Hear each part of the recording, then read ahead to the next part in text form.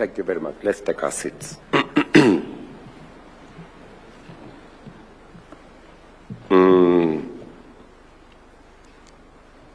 Archbishop Emeritus Zacchaeus Okoth, the founder of Uzima University. My brother, the Right Honorable Raila Odinga, Minister Present, PS, Chair of Council and Vice Chancellor, my good friend Professor Anyang' Nyong'o, Governor of Kisumu County, where this Uzima University is, the Chair of the Commission on University Education and staff. Ladies and gentlemen, we are gathered here today to mark yet another significant milestone, not only for Uzima University, but also in our relentless pursuit of equitable, high-quality, accessible, and transformative higher education in Kenya. Uzima University now becomes the 30th accredited private university in Kenya, an achievement that underscores your commitment as Uzima University to academic excellence, institutional integrity, and service to society. I commend the leadership, faculty, staff, students, and partners whose collective effort have brought us to this very significant day. I recognize the journey the institution has taken to reach this moment.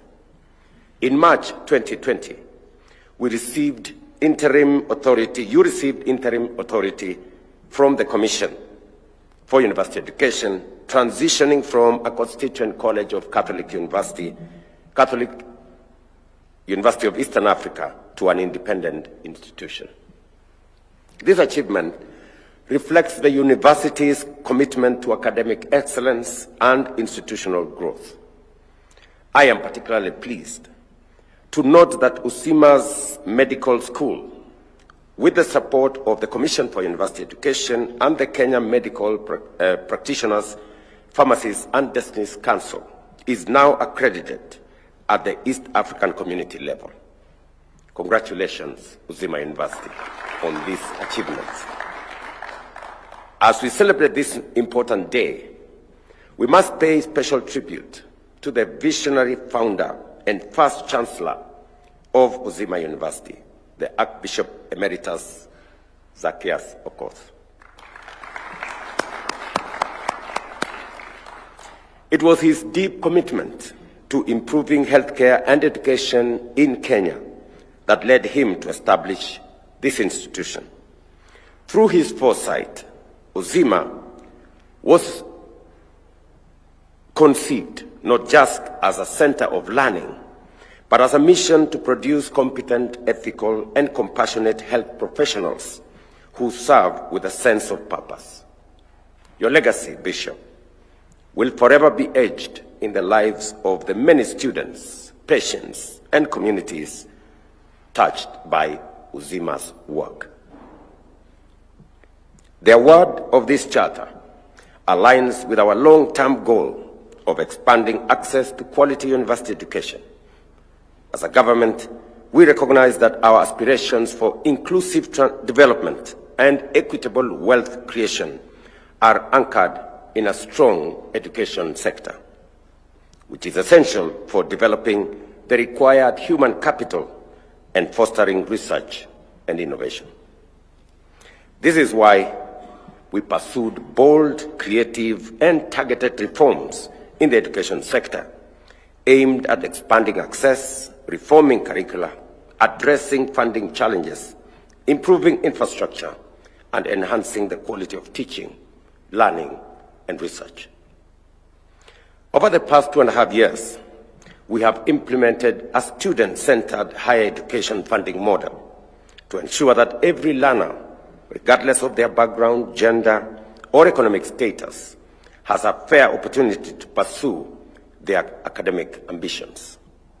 In the current financial year 2024-25, the Higher Education Loans Board received over 700,000 applications from university and TVET learners.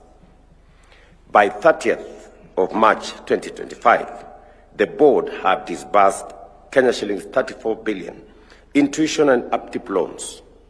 directly benefiting over 400,000 university students and 227,000 TVET trainees nationwide. The total financial support awarded so far stands at 47 billion Kenya shillings, and I want to assure all learners, parents, and institutions that the Government of Kenya remains fully committed to ensuring complete disbursement of funds within the current financial year. This new funding model has resolved the long-standing challenge of chronic underfunding that had pushed many public universities to the brink of bankruptcy. Today, these institutions are on the path to financial recovery and are expected to clear their debts in the coming years. Uzima University's growth fits perfectly within our national objective to widen access to quality university education. And I'm very happy that Uzima has chosen the path of quality rather than mass education. It speaks to the commitment of Uzima University to produce high-quality graduates, and you have my unqualified support as you pursue that goal. You would have chosen to bring on board all the courses that I see in all the other universities. I know very well that it is difficult, it's much more expensive to train STEM courses, especially in the medical field. But because of your commitment and because of your strategic positioning, you chose the rather difficult, but a path that will eventually speak volumes of what Uzima University stands for. Currently, over 149,000 students are enrolled in private universities, 49% female and 51% male, demonstrating growing gender balance in line with our constitutional values. Encouragingly, nearly half, that is about 70,000 of these students, are enrolled in STEM programs, which are vital to the success of our transformation agenda. Uzima's range of programs, including medicine, clinical medicine, nursing, microbiology, and health systems management, reflect the institution's dedication to health sciences and our national needs. The university has also cultivated strong partnerships locally and internationally, which extends beyond lecture halls and ensures its students benefit from a vibrant ecosystem of research, innovation, and practical training. Your collaboration with Jaramogi Odinga Teaching and Referral Hospital and 6 county governments, including Kisumu, Vihiga, Siaya, Homa Bay, Bungoma, and Kakamega, has enhanced clinical placements, providing your students with practical, high-quality, and locally relevant training. I must comment that because of in recognition, actually, of the commitment of the founder, Zacchaeus Okoth, Archbishop Emeritus, and because of the demonstrated commitment of Uzima University to training healthcare personnel, and as we pursue universal health coverage, the requirement of highly trained quality personnel is necessary, and therefore the government of Kenya is going to provide a grant of Kenya shillings 100 million to Uzima University to further the training of the much needed health personnel in Kenya. Internationally, I applaud Uzima's collaboration with Kenya Nurse and Remar Nurse, which enables your graduates to sit for National Council licensure examination and other international exams, opening global opportunities in countries such as the US and Australia. I am particularly inspired by the story of Dr. Hezron Omondi Omolo, Uzima's first medical student, who now leads the Division of Professional Standards and Human Resource at the Ministry of Health.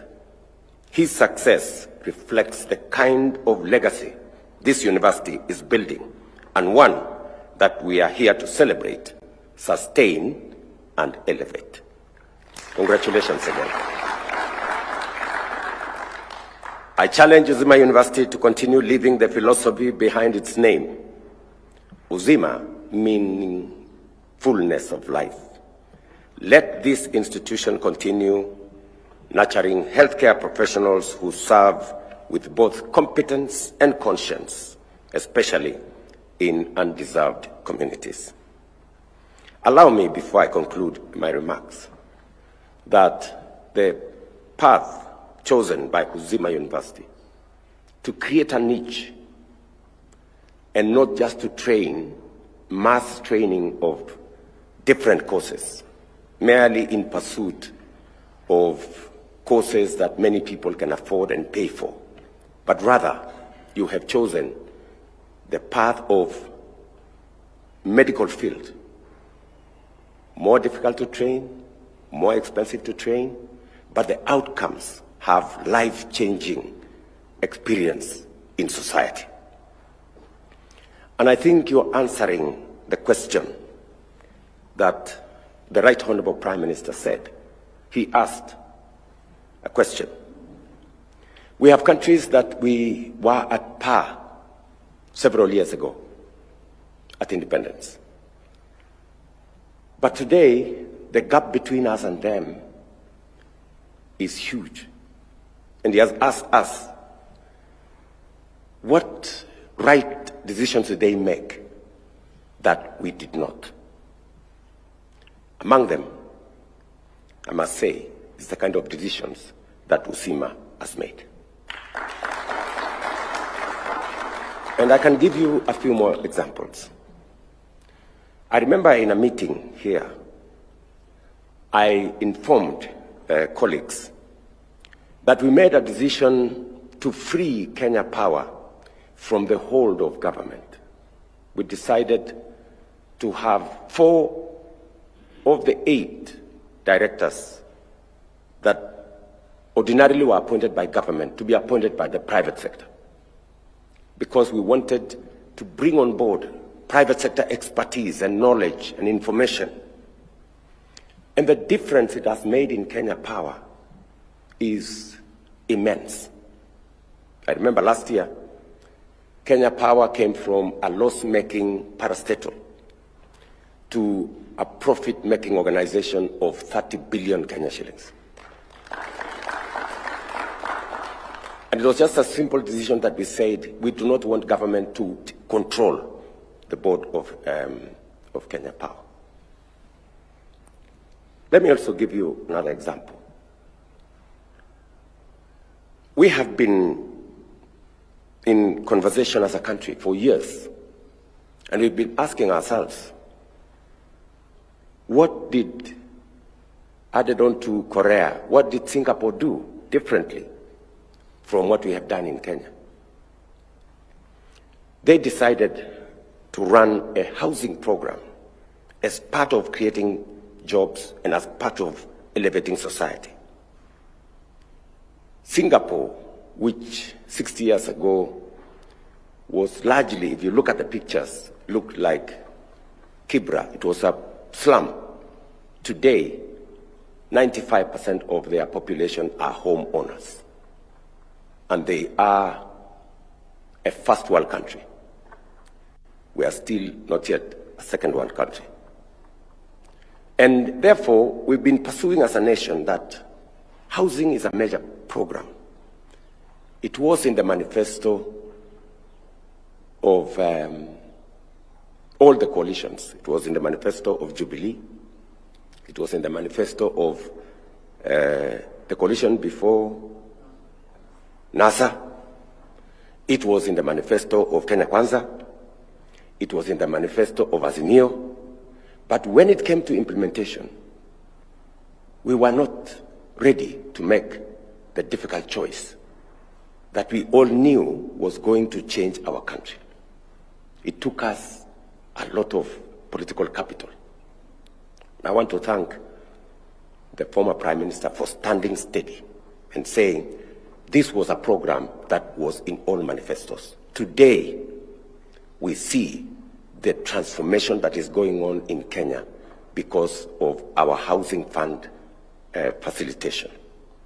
Housing is developing everywhere in Kenya. Markets are developing everywhere in Kenya. In fact, we have 150,000 houses being built.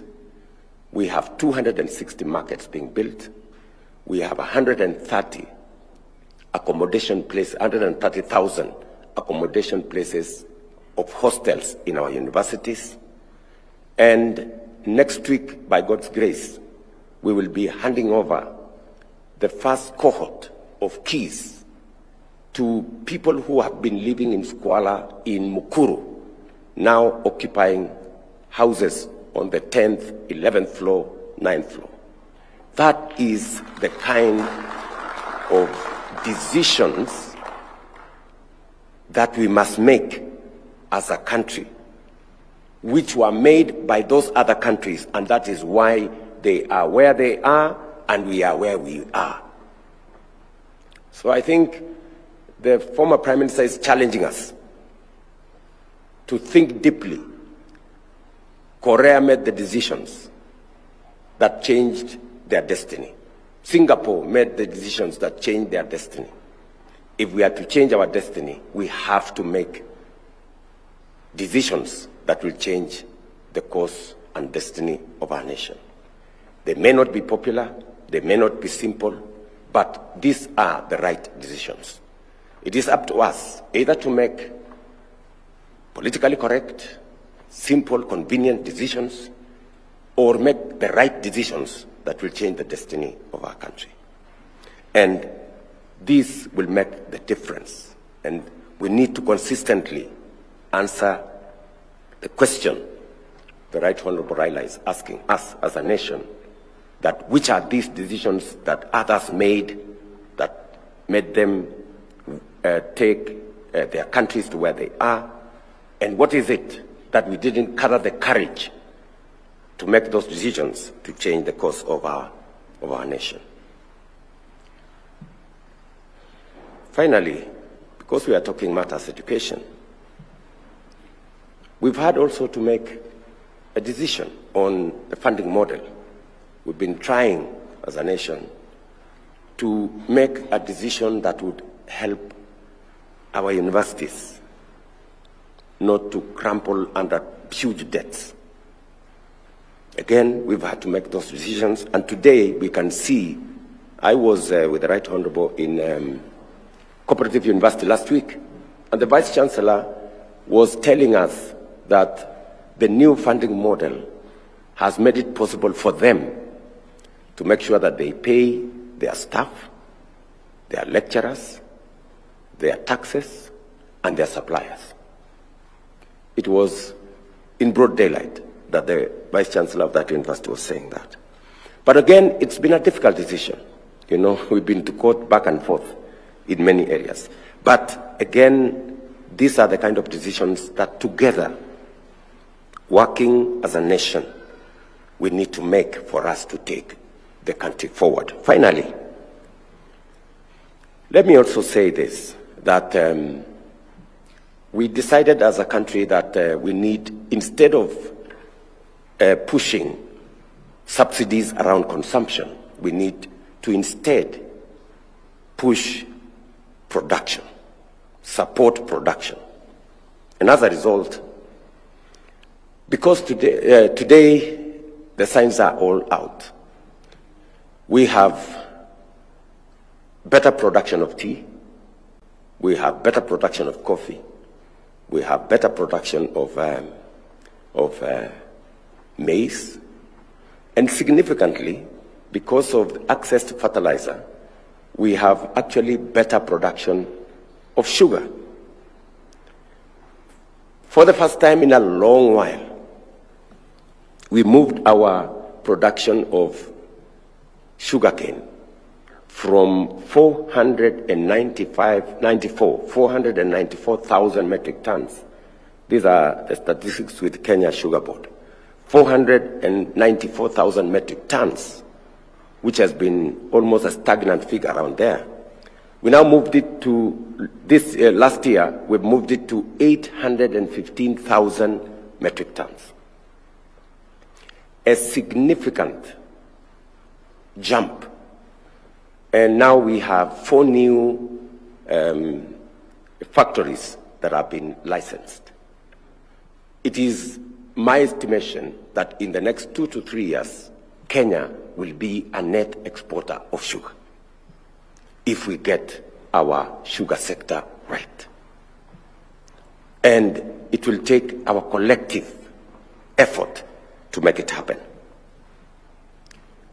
Allow me, ladies and gentlemen, to say to the leadership and faculty, staff, and students and partners of Uzima University, congratulations. May you continue to serve with courage, compassion, and curiosity, and shine as a beacon of excellence in health science, not just in Kenya, but in Africa and beyond. Congratulations again, my very best wishes.